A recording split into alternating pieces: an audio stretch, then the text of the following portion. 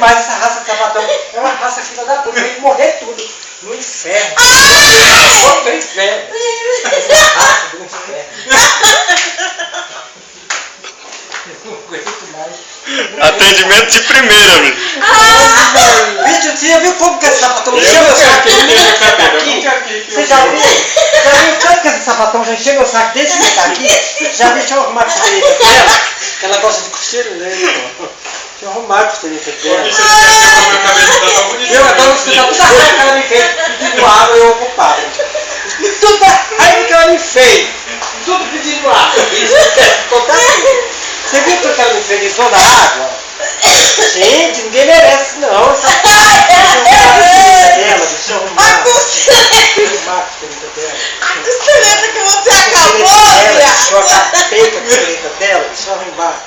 Eu nunca vi uma coisa mais infernal na minha vida. Eu não posso ficar dando. Olha, a próxima vez eu quero, Wilson, olha, eu não quero saber de sapatão. Sapatão é uma raça desgraçada.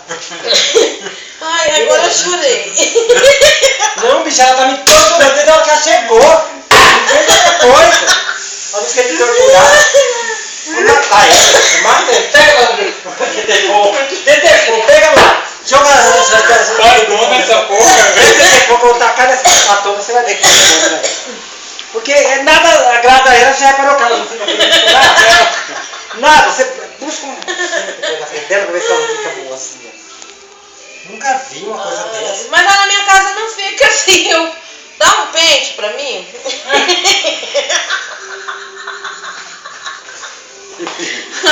Pode ir. Não mexe mais não, tá bom assim. Vem, dá um pente pra mim. Chega lá, olha aí, nós vamos cortar o dente do seu pente lá. Ó, Aí, viado. Na minha casa não tem um pente assim, só tem pente lá. Pro meu filho. vai na Ela Cosmético, ó. Só isso? Isso Coisa de viado, o que tem? Tem que tá pesado. Tá mesmo, sempre foi. Por isso que meu cabelo não fica arrepiado, porque aqui é Mas se pesado. tirar um pouquinho, ele fica pesado porque tá bom.